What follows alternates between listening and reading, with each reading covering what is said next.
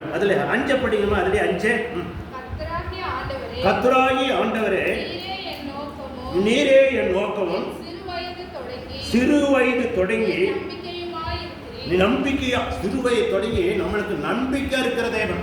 உங்கள் நம்பிக்கை தேவன் சிறு வயது தொடங்கி உங்கள் நம்பிக்கை கொடுக்கிற தெய்வம். எஸ், இந்த நாளில் நிறைய நீங்கள் புரிஞ்சுக்கணும்னு சொல்லி உங்களை நான் நம்ப வேண்டிக் கொள்கிறேன். நீங்கள் என்ன செய்ய போறீங்கன்னா, தேவ சமூகத்தில் இன்னைக்கு என்னென்ன வார்த்தைகளை நீங்கள் கடைப்பிடிக்கணும், எந்தெந்த வார்த்தை கற்று உங்களோட பேசுகிறோன்னு சொல்லி நீங்கள் அதுக்கு இடம் கொடுத்தீங்கன்னா தேவன் உங்களோட நிறைய பேசுவார்.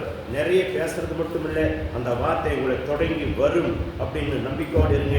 கர்த்தர் உங்களை மேலும் மேலும் ஆசீர்வதிப்பாராக. எடுக்கிற என்னன்னா, சீக்கிரம் படிக்கணும். படிப்பில் ஏனாதான் இருக்கக்கூடாது. வசனத்தை சொல்கிறேன். மத்தேயு 21:8 நீங்கள் படிங்க. மத்தேயு 21:8 படிக்கலாமே.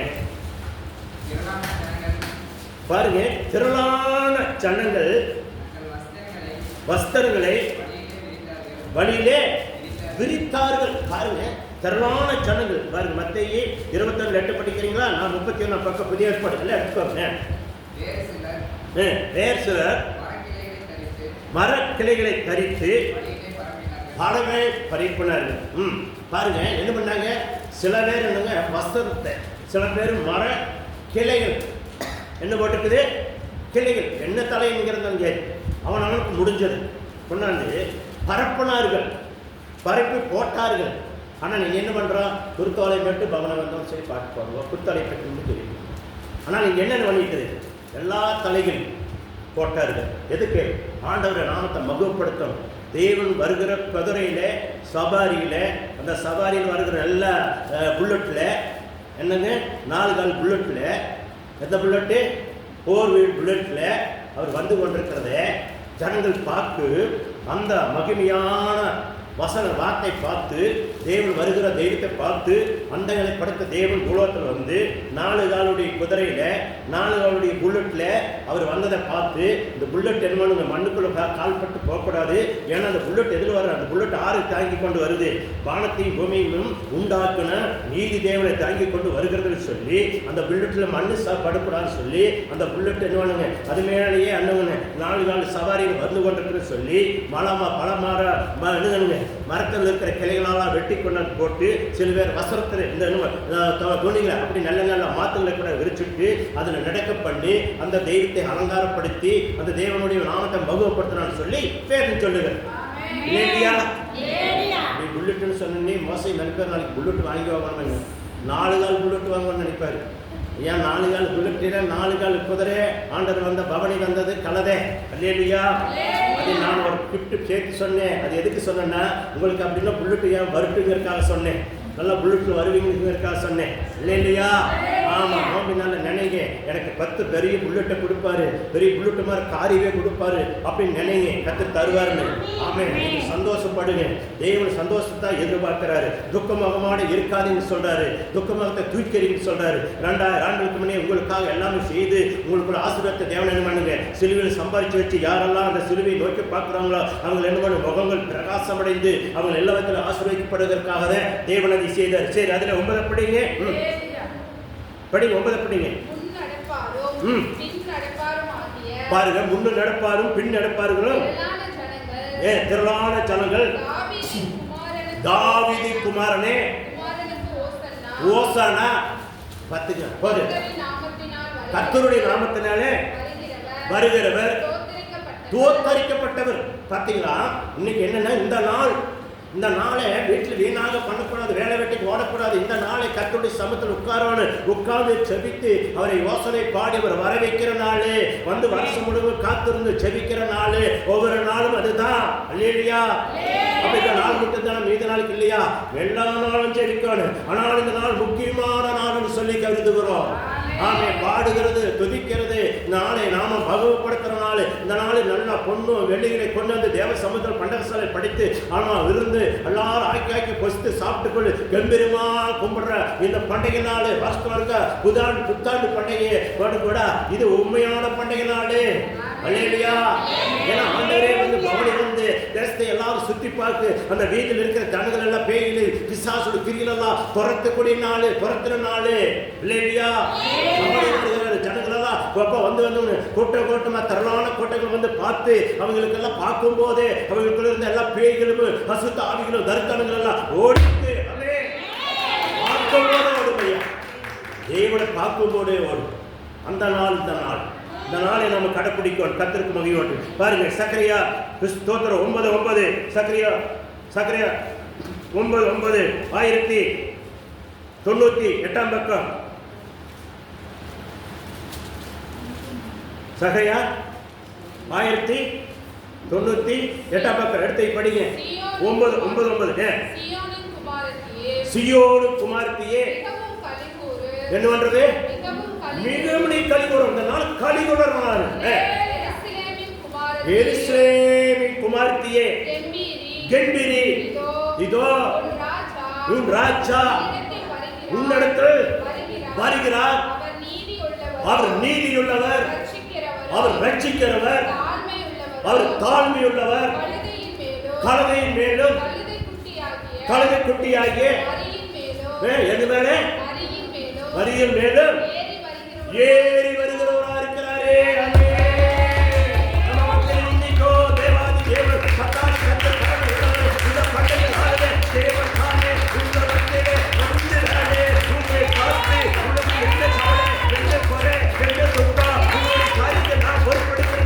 சொல்லி வருகிற இந்த பவனி வந்த நாளே,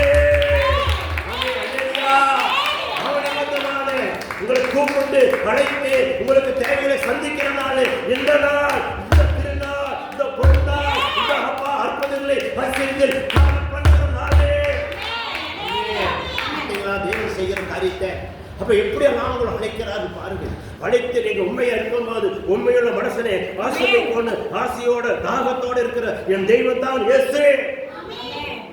அதனாலதான் சொல்றது, எங்கோ ஓடாதீங்க தயவு செய்து.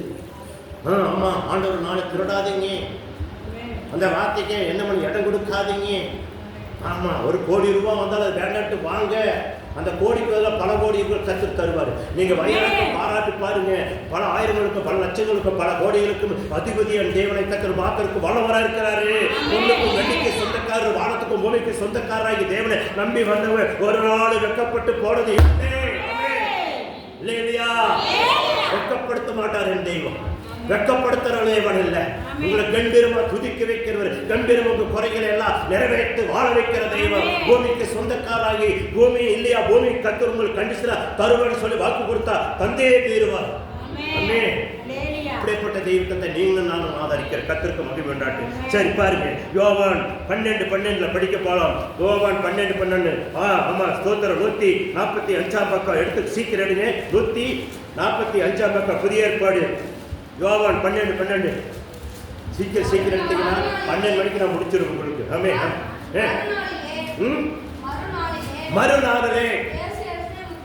மறுநாள் இயேசு எருசலேமுக்கு வருகிறார் என்று பண்டிகைக்கு வந்த திரளான ஜனங்கள் கேள்விப்பட்டு, பார்த்தீங்களா, இந்த பண்டிகைக்கு திரளான ஜனங்கள் இயேசு வந்திருக்கிறார் என்று கேள்விப்பட்டு சும்மா நாளே குருத்தோட பண்டிகை சொல்லிட்டு வீட்டுல படுத்து வேலைக்கு போறது பண்டிகை இல்லை. தேவனத்தில் உட்கார்ந்து தேவ சமூகத்தில் ஜபம் பண்ணி தேவனிடத்தில் முழங்கால கொடுத்து உங்களுடைய குறைகளை சொல்லி கண்ணீரோட வேண்டிக் கொள்ளுற நாள், வேண்டிக் கொள்ளும் போது இந்த பண்டிகை நாள் இயேசு வருகிறார்னு கேள்விப்படுற நாள். புரியுதுங்களா? இந்த நாள் எப்படிப்பட்ட நாள் புரியுதுங்களா? அதுல 11 படிங்க ஒருத்தர். 13 எட்டோலைகளை குருத்தோலைகளை பிடித்துக் கொண்டு அவருக்கு எதிர்கொண்டு போகும்படி பொறுப்பட்டு கோசானா கர்த்தருடைய நாமத்திலே வா பாருங்க. கர்த்தருடைய இஸ்ரவேலின் ராஜா தோத்தரிக்கப்பட்டவர். ஆமென். பார்த்தீங்களா? தோத்தரிக்கப்பட்டவர். தேவன் இன்னைக்கு என்ன பண்றங்க இந்த நாள் என்ன? அதனால தான் நான் சொல்றேன், இன்னைக்கு பாருங்க பெரிய பெரிய மைதானத்திலெல்லாம் கூட்டம் நடத்தி கொண்டிருப்பாங்க. அந்த மைதானம் முடிச்சுட்டு முடியாத இடங்கள் ஃபுல்லாக நிரம்பி கொண்டிருப்பாங்க. ஜனங்கள் என்ன பண்ணுவாங்க, நிரம்பி நிற்பாங்க.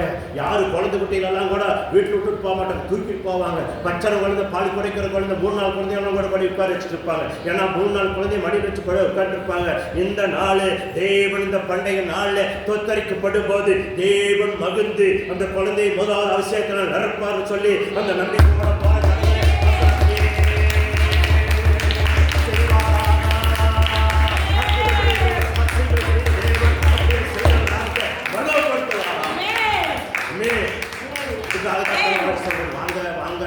எது கலைக்கிறது. நீங்க வந்துருங்க, தேவசமத்தில் உட்காருங்க. உங்களுடைய கஷ்டம் போகணும்னா வாங்க. கஷ்டத்தை நீங்க சுமந்துட்டே இருக்கணும்னா வேலைக்கு போங்க. கஷ்டத்தை சுமந்துட்டே இருக்கணும்னா வேலைக்கு போங்க. கஷ்டமெல்லாம் ஆண்டவர் சொந்தத்தை உங்களுக்கு வாக்கியத்தை பெறணும்னா நீங்க வாங்க.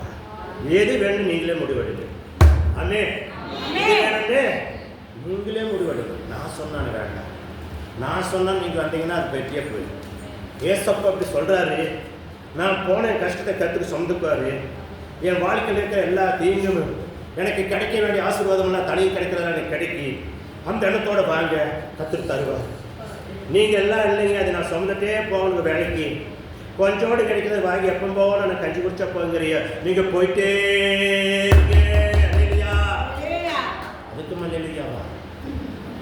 அதுக்கு மல்லையா போயிட்டே இருந்த ஆமே பாஸ்ட் சாமே சாலே சொன்னால் அது நம்பிக்கை இருக்கு. எதுக்கு சொல்கிறாருன்னு நினச்சிக்கோணும். ஆமே இல்லையா?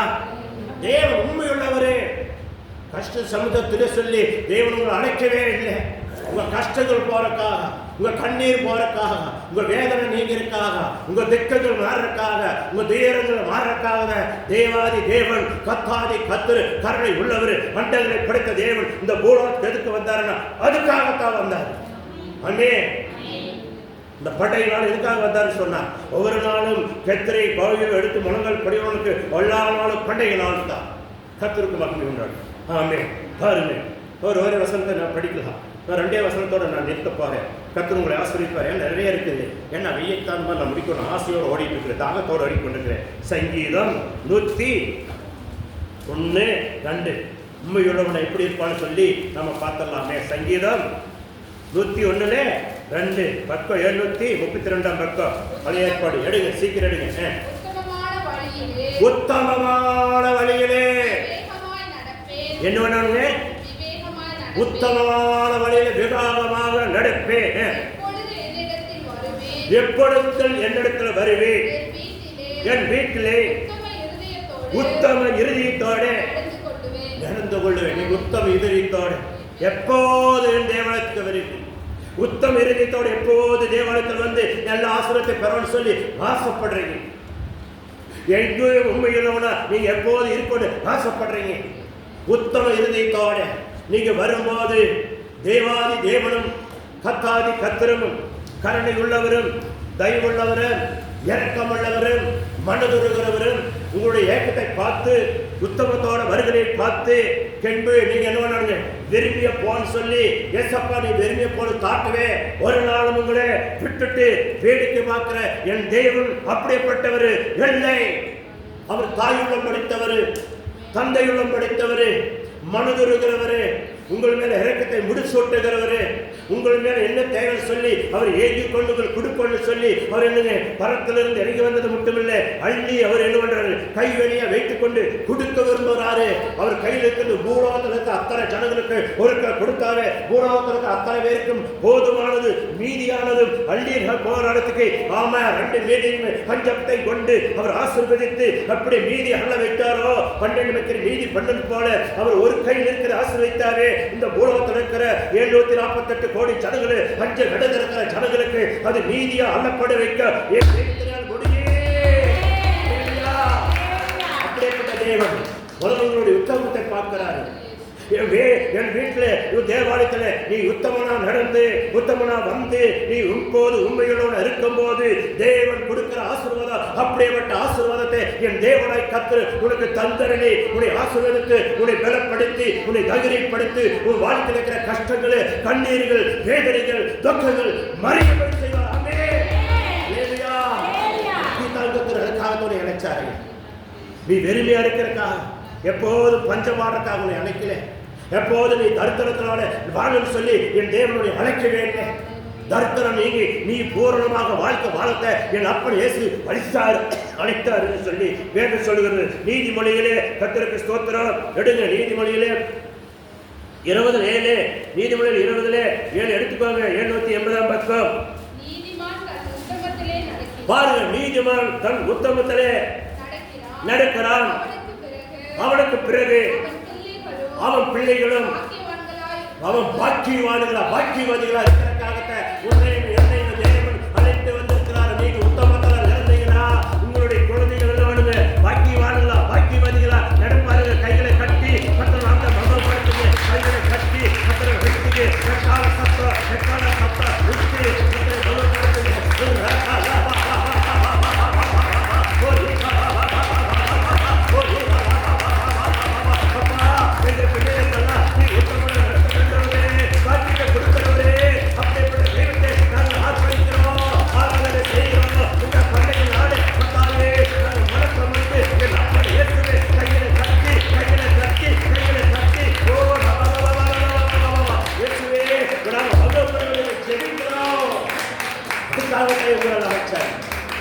எப்ப பார்த்தாலும் பஞ்சவாடி இருக்கிற கலைக்கல.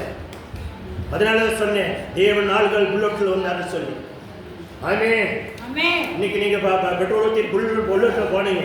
ஆனால் என் தேவன் வந்தது செலவில்லாத புல்லட்டு. ஆமே, 4 கால புல்லட்டு தேவன் வந்தது. பாருங்க எவ்வளவு பேருடைய, பாருங்க எத்தனை ராஜா உலகத்தை படிச்சவர் எப்படியெல்லாம் அப்படி போலாம். நீங்களா இந்த சொத்து சுகாத்தம் ராஜாவா இருந்தா என்ன பண்ணுங்க, பெரிய ஒரு வண்டி வர சொல்லி அதுக்கெல்லாம் ஊர்ல இருக்கிற மாலை பூவெல்லாம் கொண்டாந்து அலங்காரப்படுத்தி அதை உட்கார வச்சு பூத்தாலும் போட்டு போவீங்க. என் தேவன் அப்படி பண்ணவே இல்லை. அவர் பாருங்க எளிமையான இலக்கோலம் எடுத்து எப்படி அந்த பண்டிகை நாளை கொண்டாடுறான்னு பாருங்க. நம்மள அப்படி இருக்கிறோமா? ஒரு நோம்பினுடைய ஒரு ஏழைக்கு ஒரு துணி கொடுக்குற போடுங்க முடியறதில்லை. உங்களுக்கே துணிகள் எடுத்து வெளுத்தர தூக்கி அக்கறை வேடிக்கல்லுமே கொப்பிடம் போட்டுக்கொண்டு டிவி செல்லு பார்த்து ஆர்டர் போட்டு வாங்கி உங்களை மட்டும் அலங்காரப்படுத்தி கொண்டிருக்கிறீங்க. அப்ப தேவன் எப்படி உங்களை ஆசீர்வதிப்பார்? இல்லையா? வருஷத்துல ஒரு ஏழைக்கு துணி கொடுக்குறீங்களா? சிந்திச்சு பாருங்க. டிவி எத்தனை வருஷத்துல எத்தனை துணி எடுக்கிறீங்க? அது கொஞ்சம் எளிமையானவொன்னு என்ன பண்றீங்க? ஆர்டர் அதை எங்க போடுறீங்க? செல்லுல ஆர்டர் போட்டு என்ன துணி கடைக்கெல்லாம் போறதில்ல, செல்லுல ஆர்டர் போட்டு வாங்குறது. ஆமா, வாங்கி அவன் ஊடு தேடி கொண்டு கதவை தட்டி கொடுத்துருப்பாரு. எப்படியெல்லாம் போகுது பாரு காலம். அப்ப தேவன் எப்படிப்பட்ட தேவன் பார்க்கிறாரு. தேவன் அறியாத மக்களுக்கு உங்களுக்கு என்ன வித்தியாசம்? நீங்களும் அதை செய்யுங்க, உலக அறிஞர் அறியாத மக்களும் அதை செய்கிறார். அல்லேலூயா. ஆனால் அவங்க கூட பயிர் வருஷத்தொழுக்க இன்னும் கொண்டே மூட்டையே தள்ளுறான். நிறைய துணிமணிகள் எடுத்துக்கொண்டு ஏழைகள் கொடுக்குறான். ஆமாம், இன்னைக்கு பாருங்க, இன்னைக்கு டேன்ஸ் பண்ணுறது நோய் கும்பிட்றவங்க போய் பாருங்க, ஒவ்வொருத்தருக்கு எத்தனை வச்சிருக்கிறாங்க அத்தனை பணத்தை கொடுப்பாங்க. எல்லாம் ஊருக்கு பூரா அழைச்சி விருந்து பயங்கரமாக விருந்துறான்னு 3 நாளா. இல்லையா? ஆனால் பாருங்க, ஊடு தவிர கண்டுக்காரன் வந்து கதவை தட்டுப்பாரா 4 அன்னைக்கு. அதனால என்ன கத்தருக்குள்ள வச்சிருக்காரு? சிந்திக்கோணும். நீங்க கத்தர் கொடுக்க எப்படி வச்சிருக்காரு? சிந்திக்கோணும். இல்லையா? அந்த மக்கள் அறியாத அப்படி செய்யறாங்க. நீங்க அறிஞ்ச மக்கள் எப்படி இருக்கிறீங்க? ஆமென். அறிஞ்ச மக்கள் எப்படி இருக்கீங்க? அதான் நான் கேட்கிற கேள்வி. இந்த பண்டைய நாள் கர்த்தர் உங்களை ஆசீர்வதிப்பாராக. தேவன் உங்களை வெளிப்படுத்துவாராக. பாருங்க, சோத்திரம் வெளிப்படுத்தல 7 எடுங்க, 7:14 எடுங்க, 7:14 சீக்கிரம் எடுங்க. நான் பாருங்க 340 பக்கம் பக்கம் சொல்லியாச்சு. 340 பக்கம் வெளிப்படுத்துது. ஆமே, மாற்றம் தெரியும். நான் ஏன் அவங்கள அப்படி சொல்றேன்னா, அவங்கள நம்ம குறை சொல்லலாம். அவங்க அறியாத சொன்னாங்க, தெய்வத்தை அறியாதனால அவங்க செய்யறாங்க. நீங்கள் நானும் தெய்வத்தை அறிஞ்சு எப்படி செய்யறோம்? செல்லில் போட்டு எத்தனை துணிகளை தூக்கி வெடிக்கால போடுறோம், வெளுத்தான தூக்கி குப்பையில் போடுறோம், குடத்துக்காரனுக்கு போடுறோம். ஸ்தோத்திரம். ஏன் அதை தேய்ச்சி போட்ட ஆகாதா? கர்த்தர் மகிமை உண்டாட்டு. ஸ்தோத்திரம். வெளிப்படுத்தல 7:14 படிங்க எடுத்தீங்க. அதற்கு நான், ஆண்டவனே உமக்கே தெரியும் என்று. அப்பொழுது அவன்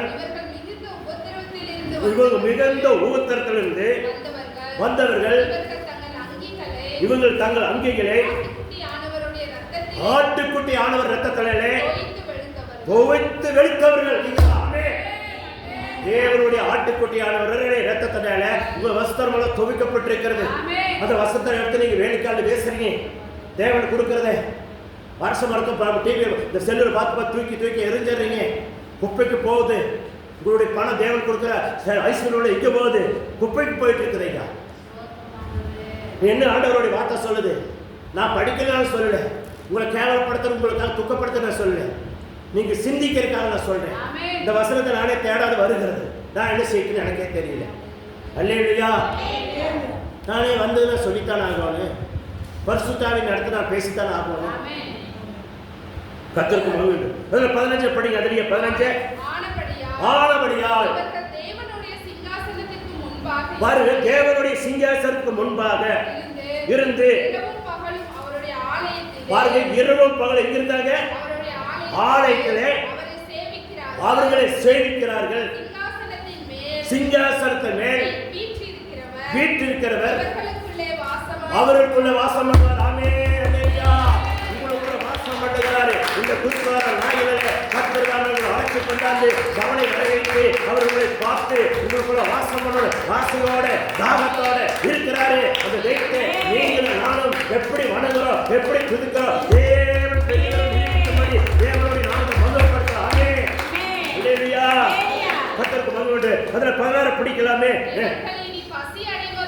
அவர்கள் பசி அடைவதும் இல்லை, இன்னும் தாகம் அடைவதும் இல்லை, வெயிலாவதும் உஷ்ணமாகலும் இவர்கள் படுவதும் இல்லை. அந்த வாழ்க்கைக்கு வாழ்றதுக்காகத்தை இத்தனை பாடு, இவ்வளவு கஷ்டம், இவ்வளவு துக்கங்கள் வரும்போது தேவனை கட்டி கொண்டு உட்கார்ந்து கொண்டு இருக்கிற எதுக்காகனா, பசி, மயக்கம், தாகம், வெயிலெல்லாம் நம்மளை எந்த உஷ்டம் தொடாதபடி இங்க பாரு உஷ்ணத்துக்காக நேரத்தில் முடிக்கணும்னு சொல்றோம். அங்கே அந்த மாதிரி இல்லாத இடத்துக்கு நீங்களும் நானும் போய் சேர்றதுக்காகத்தை அந்த பாடுகள், இத்தனை வேதனைகள், இத்தனை துக்கங்கள் வந்தாலும் நிற்கும் போது கரெக்ட் என்னனால் அது வேதனை வராது. நீங்க எல்லாம் கரெக்ட் என்ன பாருங்க, கோடு கோடு கூட்டமா வரு. நீங்க என்ன எல்லாம் பெரிய அரண்மனை மேல தேவனை தொழுகளுக்கு கொடுப்பாரு. அதுல ஏசியோடு குழுவோடு வெளியே வந்தா மட்டும் தான் வெயில் தெரியும், உள்ளுக்கு வந்தா தெரியாதவருக்கு தேவன் இங்கே செய்வார். ஆமென். அல்லேலூயா.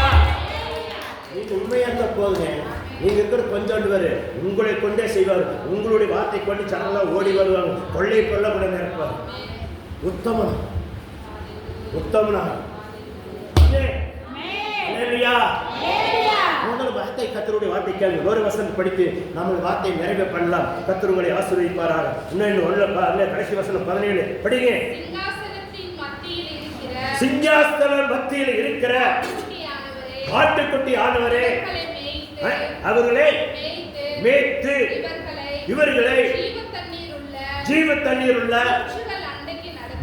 ஊத்து தண்டைகளை, இந்த ஜீவ தண்ணீருடைய ஊத்துகள் அண்டையே உங்களுடைய எண்ணெயும் நடத்துறதுக்காகத்தை தேவன் தாமே இவர்களுடைய கண்ணீர் யாவையும் இன்னும் கண்ணீர் ஆவியும் உங்களே உடைக்கத்தாயா பிடிச்சி வந்திருக்காரு. கண்ணீரோடு காண்டி எப்பமா அழுகிறதுக்காக உங்களை கூப்பிடல, எப்பம் பஞ்சமாறதுக்காக கூப்பிடல, உங்க வேதனை சொல்லி கொடுக்கறதுக்காக ஒரு அடைக்கல. இந்த நாளில் கர்த்தர் தாமே ஆரவாரத்தோட வந்த தேவன், ஆரவாரத்தோட அவங்க ஆர்ப்பரித்து துதிக்கலாமே, கையில கட்டி